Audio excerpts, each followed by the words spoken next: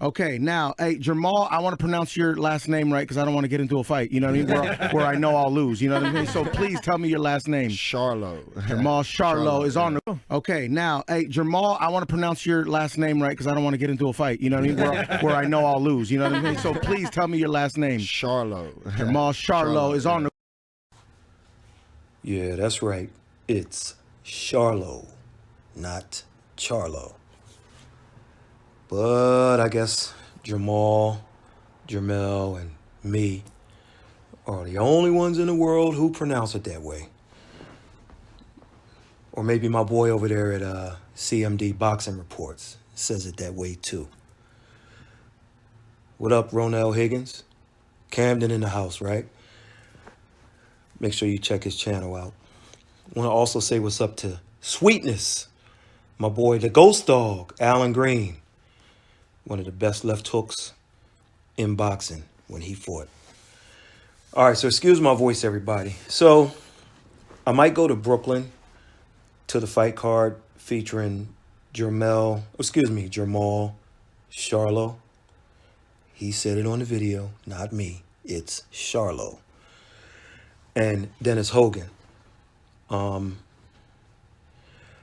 going to show two videos within this video.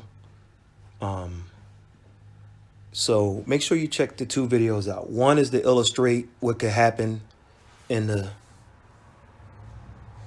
Ruiz Jr. versus AJ, Anthony Joshua rematch. And the other one is something to do with Jermall Charlo. That's right, Charlo. But I think I'm gonna go to Brooklyn. I'm not sure, but I have to. Maybe I'll go up there because I have a doctor's appointment in Jersey, so we'll see. Maybe I'll go. You also have the Ruiz Jr. versus Joshua, part 2. All right, excuse my voice throughout this video.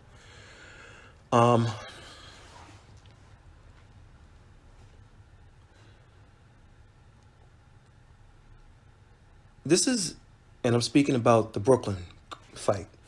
This is the equivalent to a trap game matchup for Young Maul as he faces Dennis Hogan. Hogan's only 2 losses are to Jack Colque and Jaime Munguia. Colque, if you remember, he's known for losing a split decision to Demetrius Andrade and also losing a close unanimous decision to Magic Soyeki, and also a close unanimous decision to Sergey Dachenko. All right.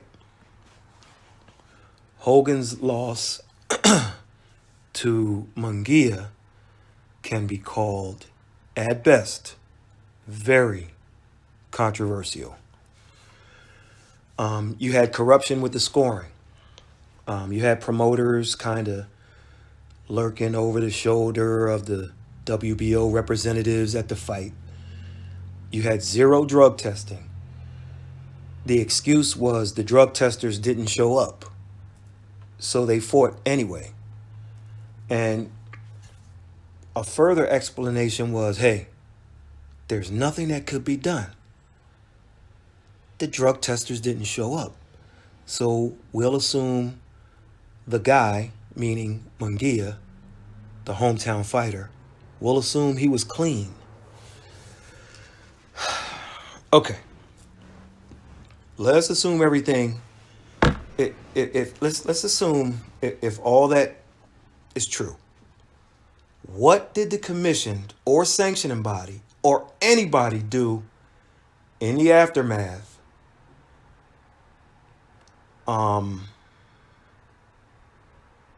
about the drug lab not showing up?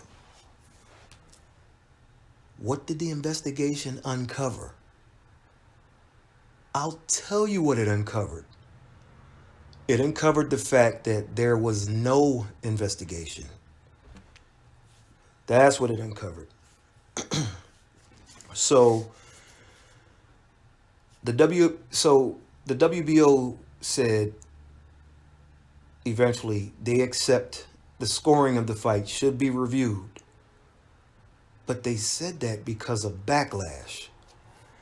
The backlash was, please show us 7 rounds. Munguia won.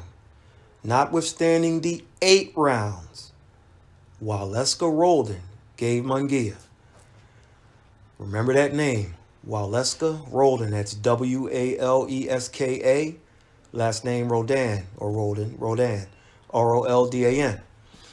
This is the same corrupt Waleska Roldan who had Jeff Horn beating Manny Pacquiao 117-111. So let's add Waleska Roldan to the list of either corrupt or inept judges. I'm gonna err on the side of corrupt.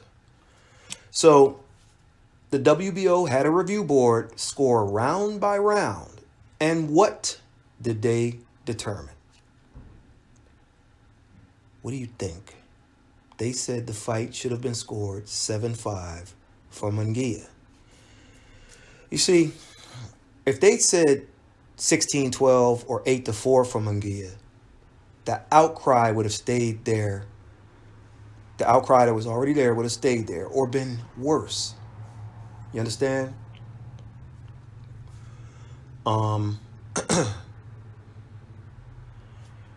So you can't say anything but 7-5.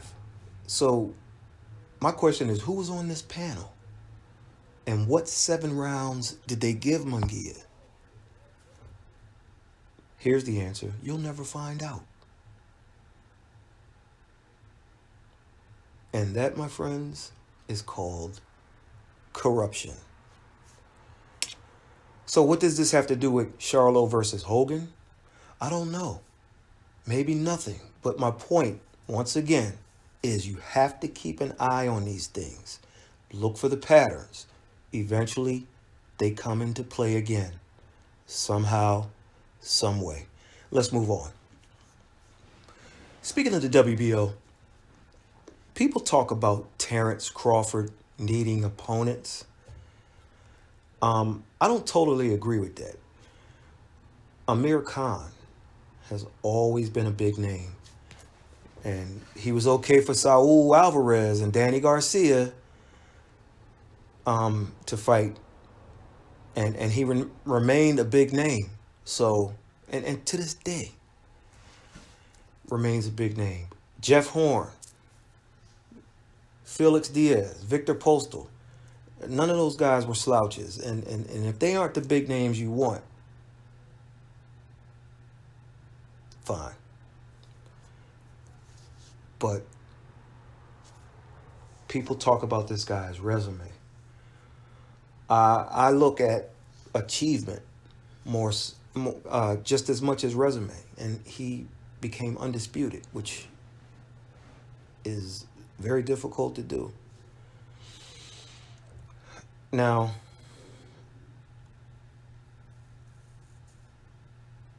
Crawford, so people are looking at his next opponent and they're like, man, I've never heard of him. But Crawford better be ready for Egis Kaviuskas. He's a guy who has as much talent as anyone Crawford or any welterweight has faced. His punches are like sledgehammers. And a few years ago, Top Rank had big plans for him. And I think they still do. However, his problem has been consistency. You understand? Some nights he's on, some he's off.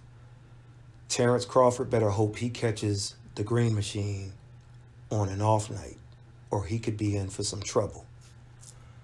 Now, they talk about Crawford needing opponents. Some names floating around for Crawford are Sean Porter, Amir Imam, Kell Brook, Jesse Vargas. And then you got guys like Regis Prograis or Jose Carlos Ramirez moving up a weight class to challenge Crawford, as he's done in numerous weight classes to others. But back to Jermall Charlo. If you talk about top-ranked manufacturing opponents for Crawford, let's look at Young Maul. Okay? In the middleweight division, we have Gennady Golovkin, fights on DAZN. Daniel Jacobs, fights on DAZN. Jacobs just moved up to super middleweight, by the way. You got Dachenko, fights on DAZN. Demetrius Andrade, fights on DAZN. You got Ryota Murata, ESPN. Now, a couple of those names I mentioned are flex guys. I mean, they can fight on different networks, but you have to get creative. You also have guys like Liam Williams and Magic Silyecki and Kanat Islam who may be able to do one-fight deals with them to get them on a network to fight Charlo. And I'd love to see Jermall Charlo fight Kanat Islam. He's the most dangerous guy on the list, if you ask me.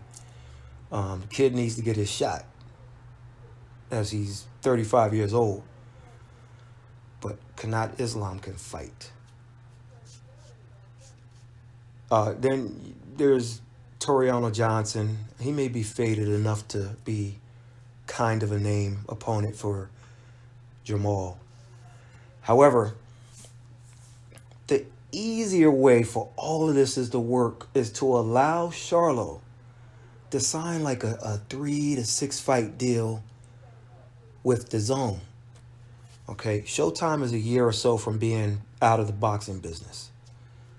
So why are we still playing keep away with these boxers? That's why you'll never see Crawford versus Spence Jr.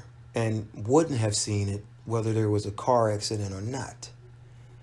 You definitely won't, as I think Spence Jr. is worse off than reported based on a source. Now, is the source 100% reliable? No. But that's why we will remain, or we'll keep the source nameless. Now, if a story breaks and it's along the lines of what this source is telling me, then I'll reveal who told me what.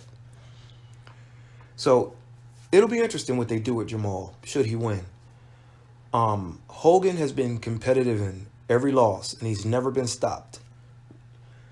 Mind you, those fights were at 154 pounds, and he faces Charlo, a big puncher, who probably is better suited for 168 pounds.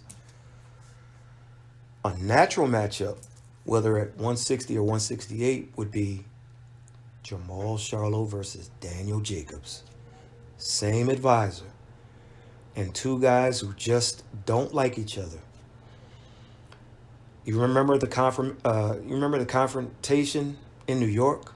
I mean, how could you have a confrontation like that and be the same weight class and have the same advisor and nothing happened? Check it out. You remember this video right here? Check this out. You want to fight me? Let's fight. Jermall, I asked you the other day on the conference call if when you hear things like, oh, he's got to earn his way into this division, you know, he hasn't fought anybody, do you think that's code for we don't want to fight you? Nah. There you go. Nah, it ain't that you gotta earn your way in the division. I'm in the division. Miracle Man. I came at the perfect time. I came at the perfect goddamn time. So you already know. I'm just trying to figure out like what we doing. I'm just trying to figure out what we doing because you know we both got fights. No, it's all love. That's my man. So I'm just we can show love. So let him talk. I'm just trying to figure out like what we doing. We gonna play back and forth over Twitter, like. He said go to HBO. Because you say I'm dunking you to go on HBO? No. Bro, you ain't even touching M yet. I'm touching M's. That's why I made my way to HBO. I know you're gonna or probably get it. You don't know what I'm touching. But don't say, you don't know what I'm touching. I know what you're touching, babe, bro. I know what you're touching, babe, bro. I never said you ducked me. I know what you're touching. You want to fight Danny? Why not? They said, why not? You said I was going to HBO said she Road runner. They said road she runner. said, what's That's up? what I'm talking about. What's up? Because we don't need to go back and forth. We gotta go back. You know I'm not stuck. Look at his eyes. You supposed to feel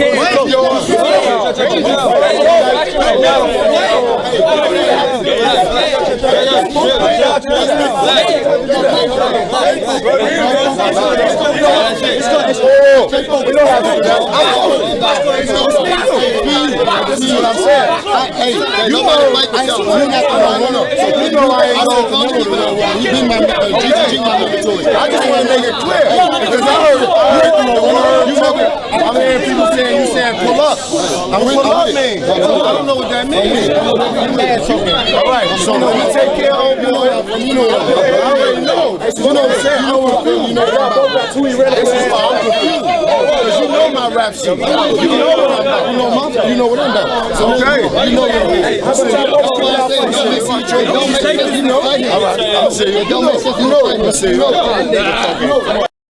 All right. That was a good one. So in this fight, I think Hogan will stay low and do what you don't hear many people say all the time. He'll fight small. He's a smaller guy, but he'll fight small at times.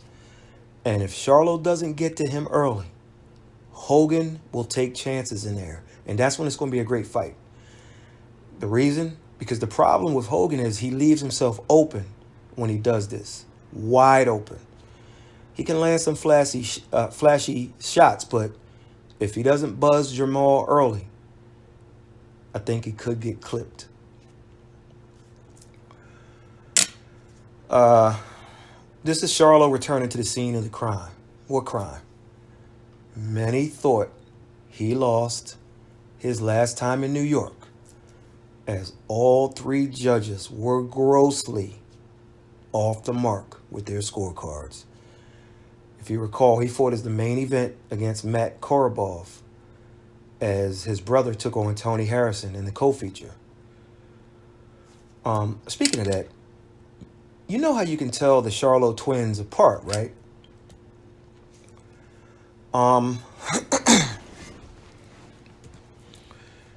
Jermall, who's fighting Saturday, has a birthmark high on his forehead, okay? Over top of his left eye, but very close to his hairline. Not on the eye, not near the eye itself, but closer to the hairline above the left eye. The funny thing is, if you go to BoxRec has it wrong. The picture of Jermall Charlo is actually Jermall, and vice versa. So when you go to Jermall's BoxRec page, the picture is of Jermall, and you can see the birthmark on his above his left eye, right where the hairline is.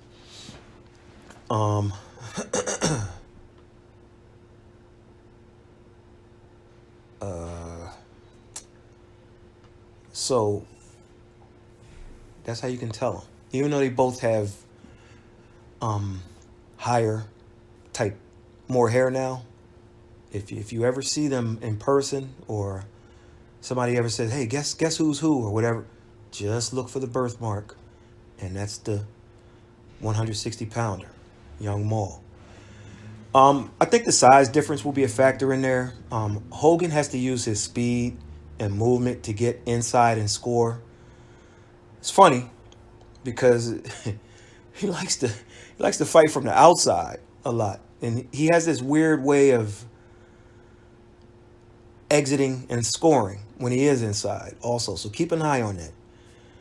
Charlo, he has to take his time and control the quickness and movement of Hogan with his jab. It's a big-time jab Jermall has. He's put guys down with that jab. Hogan has to use his quickness, yet make it an ugly fight as much as possible. And his style allows for that. As I stated, he fights like a longer, taller fighter, and sometimes he'll take chances. And listen, whether he gets knocked out or whether he wins by knockout or decision, you want the Dennis Hogan that takes chances, and I think he will. Young Maul has to keep him at the end of that stick, but also wear Hogan down when the fight is on the inside. Lean on him. Body punching will be there. Take advantage of that. In the end, Hogan might not have enough to keep Charlo off of him. He's not a big puncher. However, it won't be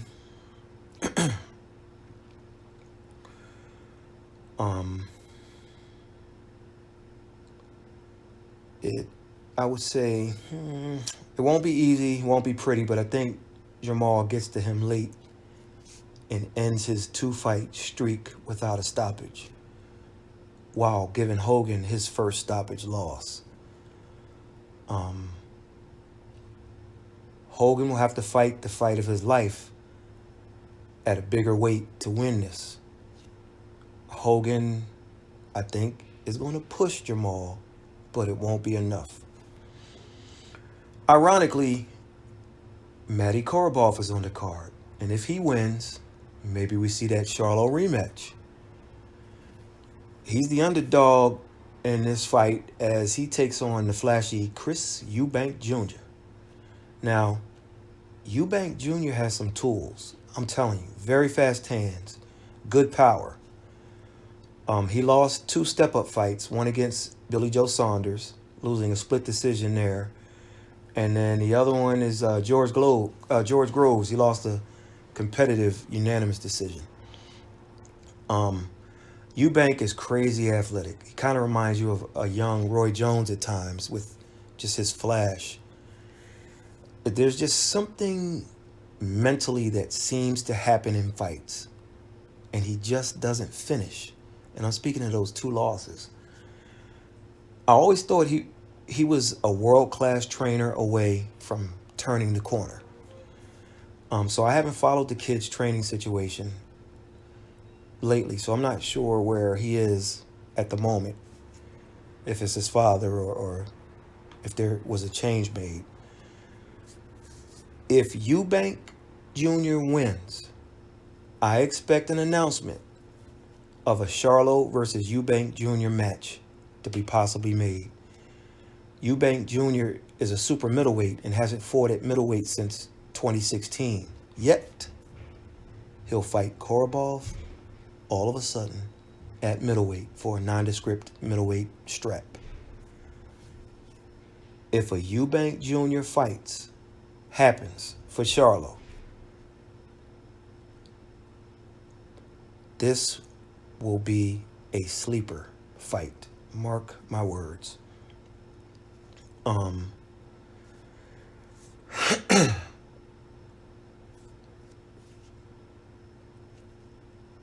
Eubank Jr., for his flaws, can be a big problem for Jermall. He has the height, speed, power, and the mouthpiece to be a factor leading up to the fight and in the fight itself. If those 2 guys fight, it'll be a battle of 2 arrogant and charismatic fighters. And I'm telling you, the press conferences and interviews could be almost as entertaining, if not as entertaining, as the Harrison versus Charlo ones. I'm telling you. Remember where you heard it first. It'll go from an announced fight that people don't care about in the beginning to a fight everyone wants to see by fight night. They're going to sell this big. They, not meaning the promoter, but meaning the fighters. They'll do a UK and US tour, and those 2 mouthpieces will go to work. You mark my words. It will be as entertaining of a press conference or press conferences you'll ever see between these 2. But first things first, both guys have to win this weekend, right? So we covered Charlo. For Eubank Jr., he has to be his explosive self. While I'd suggest he take his time in there, I feel like he's going to try to make a statement of his own. if not simply by trying to force a statement. Now, if you're going to do that, fine. It's risky, but it's what got you there, fighting like that. And even though boxing is not a triangular sport, I think Eubank Jr. will try to look better against Korobov than Charlo did. I think that's his goal. For Matvey Korobov, he needs to look to catch Eubank Jr. in between those fast, flashy shots. Be Antonio Tarver to Eubank Jr.'s Roy Jones Jr., in other words. Also be Antonio Tarver by punching with Eubank Jr. the way Tarver did against in the second fight with Jones for the knockout. Roy Jones Jr. was so gun shy in the third fight with Tarver based on the punch Tarver landed in the rematch. He didn't know what to do. Well, Korobov needs to put those hammers on the fast-charging Eubank Jr. to make him just as hesitant as Roy was with Antonio. Also, Matty throws this beautiful Manny Pacquiao slide left hand. Go back and watch the fight. Charlo wasn't seeing it all night. He wasn't seeing it. So I'm sure he'll test Eubank Jr. to see if he sees it. If he doesn't, Korobov will not only throw it with conviction, but he'll start to throw combinations off of it too. You watch. So the keys here are simple. Does Matvey Korobov at age 36, soon to be 37, in less than a month, does he have enough juice left to possibly earn that rematch with Charlo? That's the question for him. Will Eubank Jr. be able to keep it together mentally and not go into one of those lapses where he looks like Roy Jones for 5 rounds, the real Roy Jones, and then loses focus? It's almost like Robert Easter Jr. Easter Jr., his long frame looks like Thomas Hearns for 3 rounds. I mean, he's just dominant. And he uses his reach, and he just looks unbeatable. Then for some inexplicable reason, in every fight, Easter Jr. will just go toe-to-toe and let the opponent back into the fight. And it's just a mental thing. And that's the same with Eubank. He's got to give us 12 rounds. 36 minutes and 1 minute in between rounds for a total of, what's that, 48 of just fortitude here, mental, strength. So Korobov is either going to school this guy or his age is going to show. Or it could be one of those things where Korobov starts out well, looks like it's just going to go his way, and then youth becomes served. So we just don't know. Excuse my voice. One thing for sure, Korobov's role seems to be known. If it's not known by him, then he has a problem. He got ripped off against Charlo. He got worked against Emmanuel Lean. So if it's a close fight and there's a Charlo Eubank fight looming on the horizon, Matvey Korobov has to know he'll lose again. I'll take Eubank Jr. Earlier in the evening, we'll have a rematch live on DAZN from Saudi Arabia. Andy Ruiz Jr. takes on Anthony Joshua in one of the most anticipated fights. Most people I know have read online are picking Ruiz Jr. in a repeat, kind of like Wilder and Ortiz. They're looking at the same thing happening.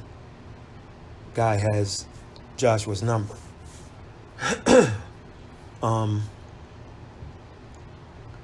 Ruiz can fight. I get it. But Joshua's being written off as a fraud. A fraud. Listen, I know boxing is not a triangular sport. I said that earlier, but Deontay Wilder was one punch away from getting stopped by Eric Drummer Boy Molina. One punch in Alabama. Watch the fight. And then when Joshua fought Molina, he got him out of there with ease. I think 3 rounds or something like that. But then you could flip the script with Dominique Brazil. He went, what was it, 6-7 with Joshua and got stopped in the first. So the point is, until you step in the ring and fight the fights, you can't say what the outcome's going to be. As I stated, it's not triangular. If fighter A beats fighter B and fighter C destroys fighter A, then fighter C should also beat fighter B, right? Well, Frazier beat Ali. Foreman destroyed Frazier. So Foreman should destroy Ali, who Frazier beat. But it doesn't always happen like that. Ruiz Jr. supposedly is getting in great shape.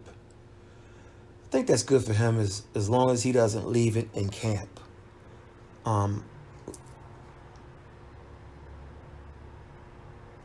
I spoke about how Ruiz kind of hits guys behind the head and it looks like a temple punch, but the punch isn't legal and he gets away with it. And he also got away with it against Joshua. If you watch some of his knockouts and knockdowns on YouTube, you'll see the opponents looking at the ref and tapping the back of their heads with the glove saying it was an illegal punch. We talked about Artur Beterbiev doing it often and getting away with it. Alexander Vozdik spent a few days in the hospital because they thought he had bleeding on the brain. From what I hear, he seems to be okay, but it was because of those punches on the back of my head. But guess what? If Ruiz is allowed to keep doing it, then he needs to do it. It's dirty, but he's won fights with it, and it kind of scrambles the brain. Ask AJ. In this fight, Ruiz needs to find his openings and use his hand speed, and definitely punch in combinations. That's what's gotten him here. He's probably had the better sparring in his career, and that could serve him well in this rematch. For Joshua, he has to control the pace of the fight. When I saw Klitschko come in with that lean muscle against Joshua, I was like, you know what? I think he's going to do well. And he did well in the fight. And it looks like Joshua's going to do the same, but I just don't know how that's going to play for him. So close with, like, you fought mid-year, now you're fighting at the end of the same year. I'm just not sure how it's going to work. I do know it's going to take more than just that. Boy, my voice is gone. Let me try to hurry up here. It's a shame Joshua and Lennox Lewis don't like each other, because I would have brought Lennox Lewis into camp for this one. Why? Because Joshua can control the fight if he throws the Lennox Lewis jab as opposed to the Kevin Kingpin Johnson jab. So he shouldn't throw it like jab, jab, jab. Jab, jab, jab. Jab, jab, jab, jab. Like, you understand? And at the end of the round, you've thrown 60 jabs. He should put it out there as a weapon and not necessarily a rangefinder. So it would go, as I stated before, jab, jab, jab, jab, jab, feint. So Lennox Lewis would slow fights down that way. Kind of like Tony Harrison did. He did the shoulder feint, jab, right hand. he didn't have a pattern to it, in other words. With that jab, you can move Ruiz where you want to move him. You don't have to engage as much. You can hit him, and now you move. Watch Lennox Lewis versus Shannon Briggs. Or if you want something closer to this with the taller guy jabbing the dangerous smaller guy, watch Lennox Lewis versus David Tua. Now, I understand David Tua doesn't have the speed of Ruiz, but I'll be real here. Everything you think of in this fight points to a dominant win for Andy Ruiz Jr. The hand speed, you understand? His faster hands. The sparring with ex-champions and all-time greats. The experienced trainers he's been with. The fact he knocked Joshua down, what was it, 4 or 5 times in the first fight? The fact that he won said fight by stoppage. The mental game heavily favors Ruiz Jr. The fact that Joshua let his hair grow out like he did and he's lost a lot of the bulk muscle in favor of lean muscles means mentally he's been forced by Ruiz Jr. to do something different. The fact they are jumping right back to this rematch instead of taking a couple of in-between fights didn't give Team Joshua a lot of time to tweak things. That's advantage Ruiz Jr. The fact that Joshua was so disoriented in the first fight that he basically didn't know what punches dropped him. That just lets you know he wasn't seeing Andy Ruiz Jr.'s punches. Advantage Ruiz Jr. If you had a checklist, just about every category in the fight and every outcome of the prior fight leads to checking off Andy Ruiz Jr.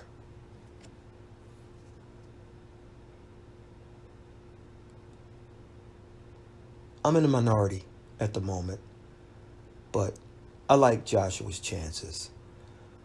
I like Joshua to control Ruiz Jr. to a decision or late knockout. It's not a solid pick because of the weight loss, the mental thing, and the rushed rematch. Along with the typical fact that most guys who lose by brutal knockout do so in the rematch. There's 2 ways for a guy like Joshua to control a guy with superior hand speed like Ruiz Jr. The first way is you can punch with him like Antonio Tarver did, Roy Jones Jr., in the second fight of their trilogy. I actually don't want to see Joshua do that if I'm a Joshua believer. He can do it, but not the entire fight. I'd rather him control the guy, not with a busy jab, not necessarily with a stiff jab, but with a timely and awkward jab. Not awkward in how he throws it, but when he throws it. And if part of the plan is to jab and clutch at times, take Ruiz for the 5-second walk when you clinch. Okay? So when you jab and clinch, take Ruiz for the 5-second walk. Walk him to the ropes like Holyfield did Tyson in the first fight. In this video clip, you'll see Holyfield walk Tyson to the ropes, or almost to the ropes, 8 times in less than 2 minutes.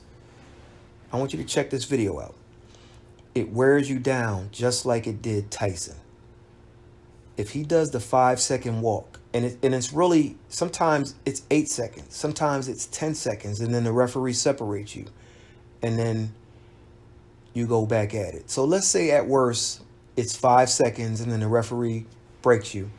So it takes you maybe 2 seconds to break you, and then 3 seconds to set back up.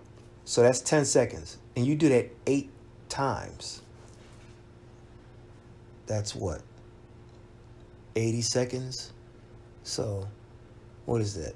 A minute and 20 seconds of a 3-minute round where you're just walking the guy. Also, every once in a while, when you walk him to the ropes and step back, bust him up. Or step back and bust him up, even if the referee doesn't break you. If he can do that, I like his chances. So check this video clip out of Holyfield and Tyson, and watch 8 times. Or if my timing is off, then you've already watched the video and it's playing. But in this, it's less than 2 minutes long. Just watch how many times he walks him backwards. AJ stronger than Andy Jr. Use that strength. If it's playing when I was talking, then you saw it. If so, I'll probably play it again at the end of the video. But I'll see you in Brooklyn.